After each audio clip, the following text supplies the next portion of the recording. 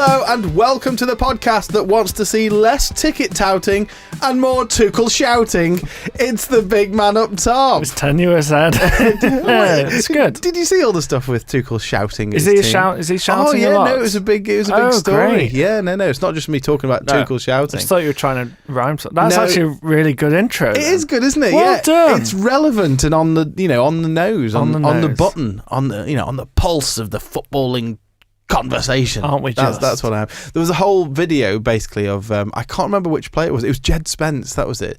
And there's a video of the open training session and obviously he's lost focus or concentration and Tuchel is shouting, "Wake up, Jed, wake up, wake up."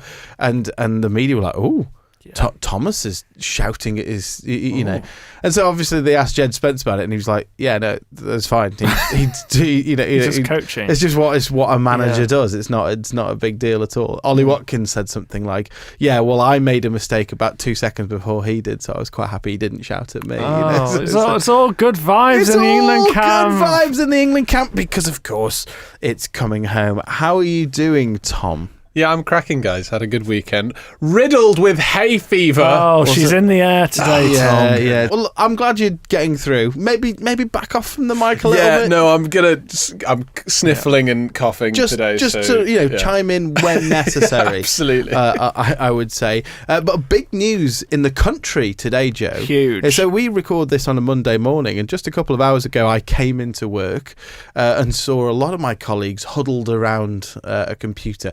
I'll give you one guess as to whose computer on the UCB floor. Well, yes, Samuel Ball. Absolutely correct. Yes, well done. Of course, it was Samuel Ball's. Yes, a man who keeps abreast of the news more than our own news team, I think, or just as much anyway. Yeah. And of course, it was the big news. As soon as I saw the gathering, I thought, you knew what this was. We have a Prime Minister outside number 10 at the podium. That's what's going on. Last time we put that on the big TV. Well, and David Peake from the news talked us through everything. It was wonderful. Well, that didn't happen. We all sat and watched it at Samuel Ball's desk. But it did sort of just remind me of, the sort of managerial merry-go-round. Tunisia. It's one the same, bad game, got rid of him. Brought in another guy. Are they going to get rid of him? Is the UK going to bring in Sam Allardyce to steady the ship? Probably. Is it Remy Gard? Who's just come in for Tunisia? I have absolutely no idea. Hugh. Oh gosh, they all have the same name, don't they? He's the sort of Tunisian manager. Hervé Renard. It's not Remy Gard, that's someone else. It basically rhymes though, doesn't it? Yeah, surely we'll bring in Sam Allardyce for one game. Yeah, just to see as at least for one budget or something. In a don't quite know how it works. What are we going to talk about today, Joe? Well, we're not going to talk about politics, are we? We're going to talk about the World Cup. We're going to talk about how Scotland did over the weekend. We're going to talk about all the strange goalkeeper performances we're seeing. I know. The kind of unfancied goalkeepers pulling out worldies of a save and also some absolutely catastrophic situations as well with some interesting goalkeeping choices, especially involving the likes of Cape Verde as well. Yes, absolutely. We're also going to talk about Jeremy Doku and a story that's come out this weekend and thoughts on that. Absolutely. Should we start with some Bible Ballers though, Joe? Let's do it. Bible Ballers. This is the quiz section of the podcast where we quiz each other on a Bible baller who is a footballer who shares their first name with a book of the Bible. And this week, Ed, I am quizzing you. Exciting. Curacao goalkeeper Eloy Room made 15 saves against Ecuador this weekend. Eloy Room, is he a Bible baller? Well, no, it's not. Okay. The Book of Eloy. Eli's someone, isn't he? Yeah, Eli, that could work. That could work, but it's not that. Which former Premier League goalkeeper holds the World Cup record with 16 saves in a single match, set in 2014? I know who this is. Oh, I do. The answer. I know. I'm just not gonna, Oh God. Yeah, I already know who this is. Oh. Shall we do any more? Shall we do any more chat, or do you want to try and add a bit of jeopardy into this? I might not know who it is. No, I do know who it is. We're changing the question. Former Premier League goalkeeper Tim Howard holds the World Cup record with 16 saves in a single match, but who was it against? in the 2014 here we World go. Cup. Oh, wow. Who was it against? Now I don't know. That's controversial, isn't it, Tom? Are we allowed to do that? You have my blessing. He was just too smug about the whole He thing. was. Well, yeah, because I knew it was Take Tim him down a Howard. peg. Now then. Did you know it was Tim Howard? Yes, I did. Okay, fine. I have absolutely no idea. I reckon I can, give you an educated guess. But All right, yes. Let me have a think about it. All right, we'll come to it at the end of the podcast, Ed. Football Joe. The last time we did this podcast, lots of footballers happened. Yes. So we last released a podcast on Friday, which we recorded on Thursday night. So There's just too much happening. it's too much going on. We can't keep up with If anything, we need to become the big man up top daily. Well, all of the podcasts are doing daily. We just don't have the energy. No, we're not doing it. We don't have the. We don't care enough. We also don't have the sign off from people above us, crucially. I think that would not go down well. It would not. But let's talk about some of the key things that we've missed between the last episode that we recorded on Thursday and today. I think we should start. We'll sort of go in chronological order. I think we need to start with Canada beating Qatar 6-0. This was a really fascinating game for no other reason than just the one of the host nations really playing well and scoring an absolute ton of goals. But a lot of this was about red cards and a particularly horrific injury, wasn't there? There was a really bad injury to Ismail Kone. Just one of those horrific leg breaks that was so bad they don't show the replay, and you just know when that happens that this is serious. And kind of like this is the story of the game because the whole football community kind of rallies around things like this, don't they? Yeah, it was one of those sort of it's hard to say special moments, but it could. But parts of it did. It was awful, obviously, but there was a few things. There was the sort of real the awful look on the player's face, as he's sort of dealing with this injury and how terrifying that must have been. The similarly awful look on the player, on the face of the player who caused the injury as well, who was quite clearly distressed by it. I know we've joked many times about Stoke being ruffians and all but this sort of does remind me of the Aaron Ramsey leg break, which when Ryan Shawcross was sent off for that, he walked off the pitch crying. And it's because football is a competitive game and we get sort of carried away with it, but at no point does any professional want to do something like that to another professional, do they? And I think there's something about it being at the World Cup as well. Ismail Kone will have dreamed of playing in this World Cup, his home World Cup. So then for this to happen, not only for him is it devastating, the player that caused the injury will just be thinking, I've caused this guy to finish his World Cup early. Yeah. So it's nice to see people rallying around and, unity amidst something that was quite a shocking incident. And so what happened was they sort of managed to get him onto a stretcher, get his sort of leg in some kind of, temporary sort of, that big sort of wrap around thing they have for it. And as they were sort of wheeling him off, he was able to sit up and to sort of wave to the crowd. I think he gave a sort of a thumbs up to the crowd, and it was a really, really, really poignant moment, and there was sort of lots of tears all around. Jesse Marsh and his players really quite affected by what's gone on. And then sort of very quickly after that, there was this sort of odd moment where there was another quite bad tackle from a Qatari player. At this point, they've now had 2 players sent off in this game because they were already down to 10 men. And there was another quite bad challenge on the edge of the penalty area that saw a yellow card. It was quite high, could have been another red, and the Canadian players you could tell were sort of going, what on earth are you doing? You've seen what's just happened. Like, this has just happened mere minutes before. The result in the end was a free kick, a direct free kick just outside the box, which the Canadian player sort of superbly bent round the wall. It clipped the inside of the post and went in for 4-0. And immediately you could tell his first thought was on his teammate. He tried to make the number 8 out of his hands in the sky. So he was sort of doing like that. You can't really hear it, but he was doing like would he not that. have just done he could have done, but then what he did was ran over to the touchline where somebody had Kone's spare shirt, and he held that up and sort of showed it to the whole stadium. And it was really special. And you could tell within 2 seconds of that ball going in, he knew exactly what he wanted to say, and he wanted to dedicate it to his teammate. And I think that for me, this could have gone in two ways. It could have really destroyed Canada, but actually in this game, you could clearly tell as a team, they sort of went, no, let's not let this derail us. Let's use this as fuel to go on and really win this game comfortably, and they did. And that's a great mentality to do that straight away, isn't it? Because that could have really knocked them. And understandably, I'm sure he's well loved in that dressing room as well. He seems like a really top bloke. And it could have just knocked them. It could have just fizzled out the game. But to then quickly be like, you know what, let's dedicate the rest of this game to him. I think a lot of that's on Jesse Marsch and the way that he kind of coaches his team. He's spoken a lot about culture and how they do things in the Canadian national team. So a lot is down to him, not just his coaching, but his kind of man management. So props to him. I feel like Jesse Marsch has been one of those managers he's got a lot of grief over the years. I think particularly an American in the Premier League is always... I think he wasn't widely accepted in the Premier League, which wasn't great because of he was American, and it was the same time as Ted Lasso coming out, wasn't it? But I've really enjoyed him this World Cup. He's great. I think he's been absolutely fantastic.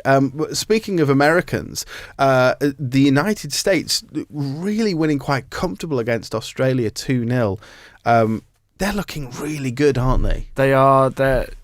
Everything you want from a host nation. Their unity is great. They didn't have Pulisic in this game. That didn't matter. Yeah. Their team spirit is just brilliant. They're all playing on the same pitch. Not playing on the same pitch. They're all very much on the same page and actually... Singing from the same hymn. Playing on the same football pitch. That's a good phrase, isn't it? Yeah, it's good. We should try and make that a the thing. big man up top can coin it. We'll go like with Bible ballers, which is really catching on. Yes, it is. Yeah. And actually, USA, obviously, there's loads of permutations from here. Their run to the semis is really favourable. Is it? And they could... there's some sort... all these supercomputers. Oh, yes. They have them at a 2% chance of winning the World Cup. Wow. The aforementioned Tim Howard has said there's absolutely no chance USA are winning the World Cup. So at least one of them is being realistic. But... yeah, they look phenomenal. They're really exciting to watch as well. Yeah, got some really exciting players, and I think they could do really well here. Well, I thought it would be really important for us to get the thoughts of course, our resident American on the ground, Larry Henry Jr., who is for SBI Soccer, but he's reporting for us in Philadelphia. We thought we'd ask him about what this win means to the Americans. Hey, what's up, guys? Larry Henry Jr. dialing in from Philadelphia Stadium ahead of tonight's France-Iraq showdown. As you can hear probably from the sound effects behind me, they're getting ready for the match. But wanted to talk about the U.S. men's national team. Obviously a big 2-0 win over Australia in Seattle on Friday. Helped them seal top spot in Group D with a little bit of help from Paraguay as well. But going into that last match on Thursday against Turkey, I expect a lot of rotation. A lot of guys can get rested. Maybe some guys off the bench can get some important minutes, like Brendan Aronson, Austin Trusty, Haji Wright, and Ricardo Pepi as well. I think we'll get some minutes. And maybe even Christian Pulisic, 45 minutes after missing the last match against Australia. But I think ultimately this team can go as far as the quarterfinals. I think they're going to run into really tough opposition that could break them down later in the competition. And I think ultimately that the fan base will be proud with a spot in the quarterfinals, considering they went to the round of 16 in 2022. Thanks, guys. Have a good one. Hope you're enjoying the tournament. Joe, for you, what do you think the Americans, what would success look like for the US from your opinion? Well, I think bare minimum get out the group. They will 100% expect to do that, and they already are. They've topped the group. They already are, aren't they? Yeah. So we'll wait and see what their run looks like. I think quarterfinals feels realistic, and I think if you'd said at the start of the tournament that that's where they'd get to, they'd be delighted with that. I do think the fact they're playing so well, the fact they've got Pochettino as manager and he's an incredible coach, I think expectations are rising and rising. And I don't think there's too many US fans out there that think they're going to go all the way.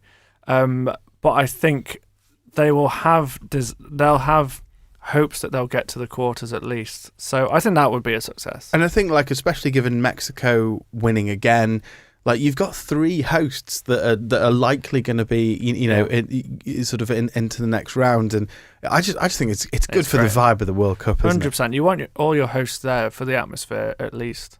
I think we need to talk about Scotland, Joe, as we continue to work our way sort of forward in time from the last podcast to this one. Scotland losing on Friday night to Morocco 1-0, an incredibly early goal. Yeah. I mean, what was it, 70-something seconds? Very early, yeah. I mean, what were your thoughts on this one? I mean, first of all, terrible to give a goal away that early. Keep it tight, lads. Yeah, come on, in a World Cup. Yeah, really disappointing. And a goal that early just knocks all the stuffing out of you, doesn't it? Scotland have been such a vibe at this World Cup. Their fans have really... they've turned up in Boston and they've become very popular. Apparently, Glasgow is now twinned with Boston. That's very funny. Because of, which is great. So to then 70 seconds in to concede a goal just is so disappointing. Well, because it's basically just the entire game plan's gone out the window, hasn't it? Hugely. And I don't know if Steve Clarke has the motivational or tactical nous to be able to turn it around from there. Do you think it's fair to say that Scotland underperformed for the rest of the game, or was it just a case of that bit of an unlucky thing to happen and then that was it? They were never going to come back, because I mean they didn't really do a great job of unlocking the Moroccans, did they? I think I was a bit confused about their tactics. I think when you concede that early, you have a whole game to then go again, and you know exactly what you need to do, and you'd expect to see your team really go for it. For it from that. It wasn't until the second half really where you saw that. I'm not really sure what he's doing with Scott McTominay. I think we've seen at Napoli that he thrives in that number 10 position. He's an attacking midfielder. Yeah. And I know they've had injuries in the midfield, but he's playing him a lot deeper. I think ideally they'd have Billy Gilmour in there. But he's been injured for this whole World Cup. But I just think you have to have your best players in their best positions, and that's not happening. And I think the World Cup is classic for throw someone in, throw some young lad in who, throw caution to the wind and just, see if somebody can step up to it. Yeah. I don't know, maybe that's a bad thing to do when you're just about to play Brazil. Who knows? Sure. But I mean, I just think that, the position that Scotland are in now, they really desperately need a very narrow defeat at worst, don't they, against Brazil? And so, gosh, they're up against it. I really feel that game's just going to be awful, isn't it? It's going to be really difficult to watch, I think. Because what do you do going into that game? You can't go toe-to-toe with Brazil. There's very few teams that can in this World Cup. So do you defend? But then you just run the risk of what happens here against Morocco. And Brazil are a better attacking team than Morocco. Not as good defensively, maybe. But there's a big call there for Steve Clarke how to set up. How to go about it. Because, a 1-0 defeat, and that could see them through. Could do it. It's so hard to know, isn't it? It is. There's so much up in the air. And actually, there's something about... And this is why I think this format is difficult. Because Scotland play so early... And then you've got other groups. The later groups know exactly what they need to do, right? That last group know exactly. If you're third, you know what you need to do. And you can do your game plan around that. Whereas Scotland just have no idea. Mm-hmm. So I think a draw will do it for them. Do they play for a draw? Maybe that's the way to go. And look, I think we're all in agreement. We want Scotland to stick around, especially 100%. given the vibes and the party atmosphere that Where can they twin Edinburgh with? Exactly. Guadalajara. That's what we all want to know. Speaking of vibes, I was in Amsterdam. Yes, as I mentioned. How was that over the weekend? Wonderful. Yes. Oh, went on a boat cruise, Joe. Ooh. It was lovely. Absolutely fantastic. Stunning city. I actually learned all about the reason that the buildings are all a bit wonky. Is this another CIA conspiracy? No. Are we about to get another podcast? No, I promise not. No, it was just a delightful weekend. But I got to watch some World Cup football in some real great World Cup Yeah, atmospheres. come on. Can I say the Germans were they were playing just after the Dutch, and they brought some great vibes as well. There was a lot of Germans there in Amsterdam. But yes, I watched Netherlands 5, Sweden 1 in a bar that I found out. I only found this out 30 seconds before Netherlands' first goal. That was on a 30-second delay from everybody else in Rembrandt Square.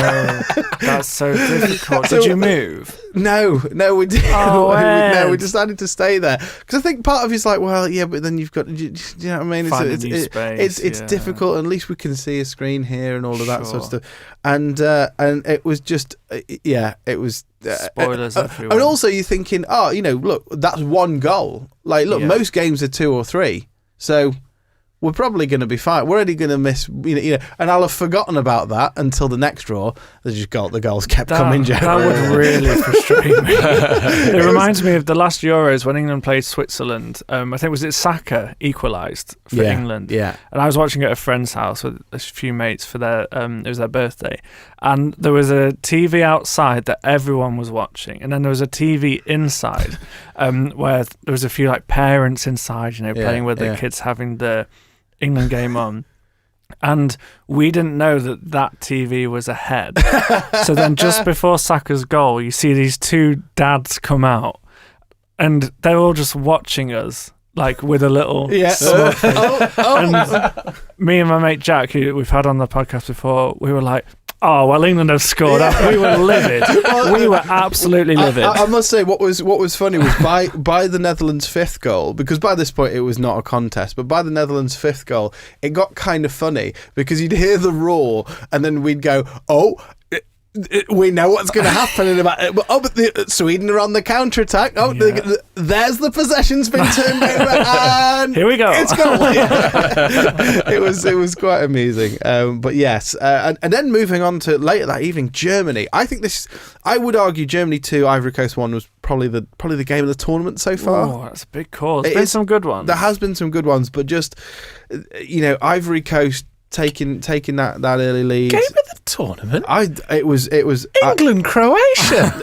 Are we forgetting? Well, I mean, that was 4-2. That was a I'd good like game. to throw Uruguay, Cape Verde in there. That's also in the mix as well, Yeah. which We'll come on to that. We'll come on to that. But this was again, just I'm so torn, Joe. But I love seeing the big teams do well. Do you know what I mean? There's something about like big stars turning up that just feels great. Yeah, I wholeheartedly. But yeah, just for them to come back and Dennis Undav in this one. Germany have a really interesting conundrum there, don't they? Because he's very much made himself the super sub of this World Cup. Yeah. And he's going to want to start, of course he is. Yeah. But he's playing so well off the bench. He came on and did he score both goals in this game? Yeah, he did. Yeah. And in the first game, he got like an assist and maybe scored as well. So he's playing really well. He's just changed the game in both games has. that he's come on, and just for me, that's your tactic. Is you're staying there. We're bringing you. I think I'd be quite happy with that if I was Dennis Undav. Yeah, because there's less pressure, isn't there? Yeah. The second he starts, you're gonna have It's not going to work. score after 10 minutes. Yeah, exactly. But no, it was a great game. Very impressed with the Germans clawing it back. But then there's been loads of other stuff. I think particularly wanted to touch on the amazing draws for Cape Verde and Curacao. Is this feels like a great win for the expanded World Cup. I can't believe I'm saying it, given all the stuff it's that we said before. It's quite frustrating, isn't it? Yeah. But Cape Verde and Curacao have done really, really well here. Because these teams came in and we saw them and thought, oh, they're just filling it out, right? They're just going to be easy wins for Spain and for Germany. They'll just roll them over. And that hasn't happened. Cape Verde have been the story of the World Cup for me so far. Two brilliant games, two very different performances as well. That game against Spain, just defensively solid, set up so well, all about Vizinha, the goalkeeper, whose mum came over for the second game, which is so lovely. Because there's so much chat about her not being able to get a visa, not being able to afford it. Again, a lovely picture of the footballing community coming together, making this story so big that this has been able to happen. Then plays this game, and he didn't have loads to do against Uruguay. He did concede 2 goals, but other than that, Uruguay didn't pose that much of a threat.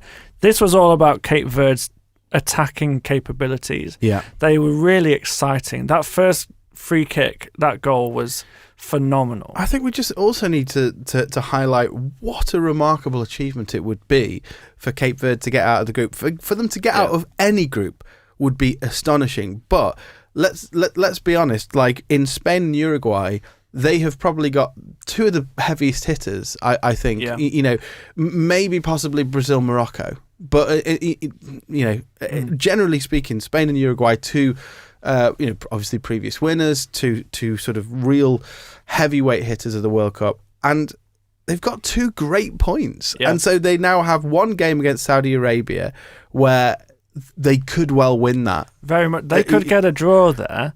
And if Spain beat Uruguay, then Cape Verde are through in second. Exactly. And that could potentially set them up with a game against Argentina, which is just sensational. It is absolutely mind-blowing. So I just think, what a story. Yeah. What a story that has been. Curaçao obviously didn't have a great first game, but, they've kept themselves alive in the tournament as well, haven't they? Yeah, great draw again down to the goalkeeping performance of Eli Room that we spoke about before, making 15 saves.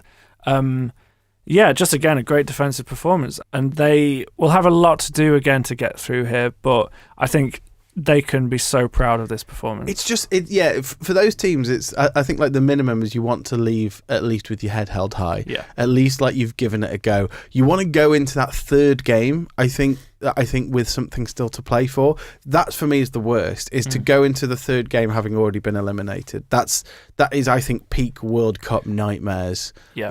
So for any team to go into that third game knowing, well, you know what, if we get this result and if results go our way, we could still qualify, I think is amazing. In that same group, Spain beating Saudi Arabia 4-0.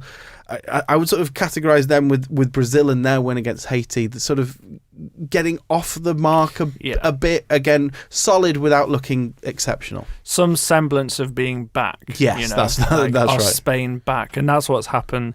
There's no coincidence that Lamine Yamal has come back and Spain look better going forward. He's just sensational, and both teams get the job done in quite a convincing manner, and we'll hope to build on that. Kickstarting a tournament, really.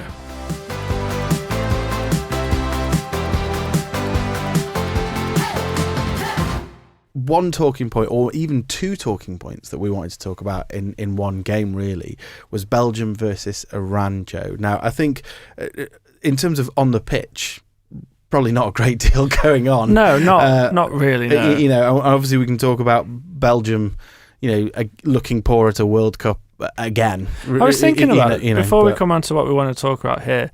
Belgium have obviously they've had their golden generation, right? But is there a tournament that really sticks out at you where Belgium have performed well? No, not at all. It's a bit like England, isn't it? Their golden generation. Exactly. It's exactly like England in their golden generation, except at least we won it once. Yeah.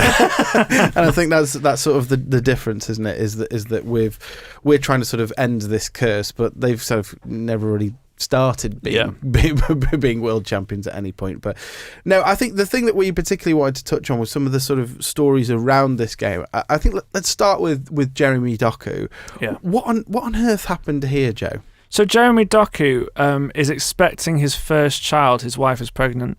And he has made the decision to leave the World Cup for now, to go and be with his wife as she gives birth to their first child, which is something I think we can all agree is, great priorities there, that family is first, and I think it's a great example. He has, however, come under some criticism from one particular journalist in France for L'Equipe, who has labelled, essentially criticised him for making this decision and saying that, this is the most important part of his footballing career, a World Cup, and to choose the birth of his child over that. In their words, they said it's disgusting, which I think is absolutely abhorrent language to use around this. Can I say, I think that use of the word disgusting is disgusting. Yeah, genuinely. Genuinely. Let's talk about the thing first of all. Of course, Jeremy Doku has made the decision that I think any of us would make. Yes, of course, it's an incredible moment for him in terms of his footballing career, but he is a footballer who will have many more incredible moments ahead of him. Yeah. He may well be able to leave, have a wonderful joyous moment, and come back, and his team might still be in the tournament. And so it's all about putting football in its right place. It is, of course, the most important of the least important things. 100%. And just, I don't know anybody who would say what this journalist has said. Like, everyone can understand, for all humans, the being present at the birth of your first child. That's not to mention, second and third children there. But of course you want to be with your wife, don't you? Like, I can't wrap my head around anyone that would think that his decision is a bad one. It's unfortunate for Belgium that they're going to lose a great player at a key time. But I don't think you'll find a single Belgian player or their coaching staff, their manager, that will also disagree with this decision. When you go down to the root of it, yes, there might be, we could really do with you there, but this is so much more important than this game. It's the rest of his life. Yeah. Do you know what I mean? Like, can you imagine how his child would feel knowing that for years down the line, Dad wasn't there because he had to go and play a round of 30, a round of 32 game against Scotland or something. Yeah. There's also an angle to here. The journalist has said that the father is completely useless during the child's birth. That is not the point. No, exactly. And the thing is like, it's you're absolutely right. It's not the point. Jeremy Doku's not delivering. He's the baby. he's not doing any surgery. But he might be allowed to cut the umbilical cord. he never know. But he is there, to be a moral support to his wife. He's there to be present for the birth of his child, and I don't understand where this is coming. I honestly find it bizarre that they have even published this, that somebody would write this and somebody higher up would go, that's fine. Like, it just feels so unnecessary. And especially when we're talking about the rise of fatherlessness in today's modern world. Like, we need shining examples of fathers who are taking their job seriously. And Jeremy Doku is a father currently to an unborn child, and I am absolutely delighted that he is taking this incredibly seriously at this point. And what a wonderful example that will be to other fathers. And you know what? We talk about football as being role models. I think this is great. Yeah, wonderful way to be a role model. Wholeheartedly agree. Yeah. I also was really intrigued in this game. I don't know if you saw this. It probably slightly went under the radar a little bit. But in this game, Iran left a handwritten note in the dressing room after their goalless draw against Belgium. The note said, amongst other things, it said this: "From the ancient Persia of thousands of years ago to the civilized Iran of today, the spirit of Iran remains alive and steadfast. We came to Los Angeles with pride, competed with honor, and leave with dignity. Thank you, Los Angeles, for your hospitality. And thank you to every Iranian who gave their heart, voice, and soul for Iran throughout these 180 minutes. May peace, respect, and friendship prevail among all nations." Isn't that amazing? So good. So good. Like, just the line that gets me every time is "Thank you, Los Angeles, for your hospitality." Because let's be honest, the US has not been hospitable to the Iranian team. Not at all. And I know there's sort of differences there between sort of federal and sort of the sort of welcome they would have got from Los Angeles. But I just think that, isn't that lovely? And it's showing gratitude in a difficult situation, isn't it? Yeah. Which is so beautiful to see. And these are the stories that we need to keep talking about amidst this World Cup. We say again and again and again that once the football starts, that these kind of issues don't get spoken about. So it's so important, and it's so good that this has got the airtime that it deserves. We talked about footballers using their platform and Christian footballers who are sharing messages about Jesus and hope and love and how amazing that is. I think this is so wonderful to hear, a team that they don't need to do that. No. They are probably going to get in a bit of trouble for doing that as well. And actually, it continues a wonderful tradition, I think, of the Iranian national football team generally being a force for peace at World Cups. The really famous one is when they played the US at France '98, and both players wanted to just go and shake hands with each other, and it was this awkward moment, and the Iranian players ended up bringing peace lilies, and it was just stunning, like genuinely makes you want to cry, Joe. And you just think, like, isn't that wonderful that some players are willing to get in trouble for doing just some small acts of kindness and peace and all that to fellow humans. I think it's wonderful. I think that's it, because you're right, this could potentially be quite costly to the Iranian team, leaving this message. Who knows what could happen here?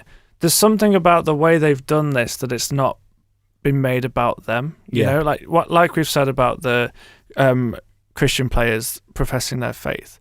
They've just left this here, and it's not about us. This is something we believe in, and we want to see some good come from this. The Iranian team have been dealt quite a bad hand here with, coming into America, and they're having to stay outside and come in for their games, all that kind of thing. So to then have the perspective of, football can be used for good, and to bring unity and peace, that kind of thing, I think is so encouraging to see, particularly when our faith comes into it as well.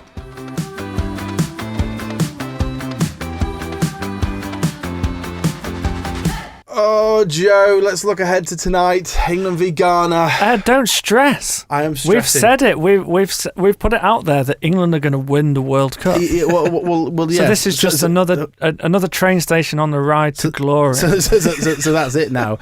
How are you feeling about tonight, Joe? Yeah, fine. You sure? Yeah. I don't know. I don't know. I was expecting some kind of analysis. I have no idea. I have no idea how we're going to do it. No, and it'll be interesting to see, given how broadly well we played against Croatia. I think it will be interesting to see what team Tuchel puts out. I imagine he'll put out basically the same team. Yeah, he seems, expect that. He seems to have like an 11 and then, players coming off the bench and all that. Like, are we in an air-conditioned stadium again? Do we know? I don't know. Because the last one was. That's genuinely the thing that could make a difference. Yeah. But yeah, if they play like they did against Croatia, and I think something about the Croatia game as well is what happened at half-time. Yeah. And the way that Tuchel and Anthony Barry, the assistant, managed to change things around. That is something that gives me confidence, because you've got two coaches there who can see what's going on in the pitch and can make changes. So I think regardless of line-up, how they start, I have confidence that they'll come through. The worry I've got is that the third game against Panama comes very quickly. Yeah. We've been really dealt a bad hand in terms of, how tight that turnaround is. It's on Saturday night. So I really don't want us to go into Panama needing a result. Yeah. You really have to hope we've won the group by then, and we can play a rotated squad. Yeah, exactly. Give some minutes to some other players. Well, we'll see how we get on, though, won't we? Yeah, we will. That's all you can do. Where are you watching it, Joe? Watching it at a friend's house, barbecue situation. Not coming around to mine? No. Oh, sorry. Yeah, I'm busy. No. Never mind. You watching on your own? I'm watching on my own. Oh, I think. Tom, can you go round? Maybe. Tom doesn't want to either. Come and watch the game with me. Anyone, if you would like an invite round to my house, email podcasts@UCB. He lives at ST. But obviously, we're very excited for England and Ghana tonight. How are we doing in predictions, Tom? Well, World Cup Week 2 has been and gone. We made 5 predictions last week. It was the Belgium-Egypt game, the France-Senegal game, England-Croatia game, USA-Australia game, and Germany-Ivory Coast. Shall we go through them? Very quickly, Sure. yes. Absolutely. So, Belgium-Egypt was a 1-1 draw. Ed got this bang on with a 1-1 prediction. That's 2 points to Ed for a bang on. He knows what he's talking about, Joe predicted 2-1, so that's a correct result, but not bang on, so you get 1 point. That's not a correct result. That's not right. Not a correct result. No, it was a draw. It was a draw. You get no points. I'm really enjoying this point system. The point system is great. great at this. Okay, well done, Joe. Tom. No points. That's a shame. Tough for you, pal. Okay. France, Senegal. That was a 3-1 win You for nailed France. this one, didn't you? Joe got it bang on. Yeah, well done. That's 2 points. Ed, a correct result, 2-0. You predicted the win, so that's 1 point to you. Lovely. Well done, Ed. Croatia. Joe said 0-0. Not back in England. Of course, it was a 4-2 win to England. Of course. Ed, you predicted 2-1. Yes. So that's a point to you for Always the correct result. back England because I just wanted to be pleasantly surprised. yeah, fair enough. Yeah. The USA, Australia. That was a 2-0 win for the USA. Joe, you said 3-1. So that's a correct Basically result. 2-0, Yeah, isn't yeah. And Ed, you said 2-1. So you both get a point. Yeah, it's 3-1, 2-0, basically the same, aren't they, Joe? Absolutely. Yeah. And you both predicted 2-0 for Germany, Ivory Coast, which of course was a 2-1 win for I Germany. thought you were going to say, which is what happened. Which is not what happened. Come on, Tom. 2-1 win for Germany. So the scores on the doors, it's closed dramatically.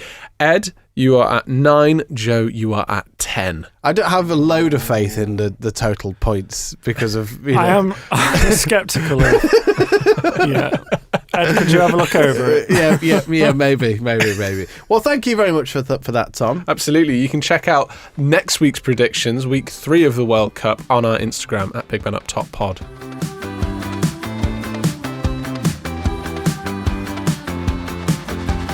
Well, Ed, I do feel bad about this week's Bible Ballers. Yeah, it's I did fine. change the question last minute, but I just wanted to introduce a bit of What do you mean last excitement. minute? You changed the question in the middle of the Well, question. That's last minute, isn't it? it's after the start of the question. So, Ed, the question was, Curacao goalkeeper Eloy Room made 15 saves against Ecuador, but which... Oh, no, that's not the question. We changed it. We did change it. It was Tim Howard. Yeah. Curacao goalkeeper Eloy Room made 15 saves against Ecuador. Tim Howard... What a shambles this is. Tim Howard holds the World Cup record with 16 saves in a single match in the 2014 World Cup. But who was it against? So, I can't remember. This is pure guess, but I do remember that they still lost anyway. I think they lost 2-0, and I can't remember who. So I'm basically thinking that it was a decent team that they were expected to lose anyway, and it was a remarkable performance. So I'm going to go with, I think I have in my head it was a South American team. I'm going to go with Uruguay. The answer is, in fact, Belgium. It was a 2-1 loss. Okay. Eloy Room has said after the back of his Curacao performance that he thinks he deserves a statue. And he Give him a statue! And he hoped Tim Howard was watching at home sweating for his record. Gosh, this is... So I think he's getting a bit ahead of himself. Yeah, calm down, Eloy. Ed, I'm going to give you the win for that. Yeah, because listen, you got the. I already got the you first got one the question right. Yeah. I just wanted some excitement in this. Well, podcast. fair enough. I'll take the World Cup trophy. I mean, that's horrendous. So we've been given this World Cup trophy that has been 3D printed. And it's quite cool, isn't it? It's in the studio. Is it? You're not a fan, are you? We can give that to the person that wins the predictions, maybe. Okay. Fantastic stuff. Let's hope you win. Oh, well, thanks very much, Joe. That's all we've got time for today. It is indeed. Thank you so much for listening to The Big Man Up Top. If you want to get in touch with the show, please ping us an email to podcast@ucb.co.uk. Please follow, subscribe, and give us good reviews. Check us out on YouTube at Big Man Up Top Pod. Same handle on Instagram if you want to get involved. We've got some behind the scenes things going on. We've got some trivia coming up, maybe. We have some other things. I hope the trivia is better done than in this episode. So do I. This was a shambles, and I can only apologise once again. We also have some quite fun predictions from Al Johnson. Oh, that's exciting. Which you should go and check out. That's exciting. Anyway, give us some good reviews if you would like to, because this will help us get the word out. Also, if you've enjoyed it, please tell your mates. Spread the word. Maybe you're in a bar in Amsterdam, just like Ed was, and you can tell some Dutch people about this podcast. Absolutely. That'd be fun, wouldn't it? Well, thanks for listening. And there'll be a new episode on Friday, won't there, Joe? There will indeed. Come on, England! It's coming out.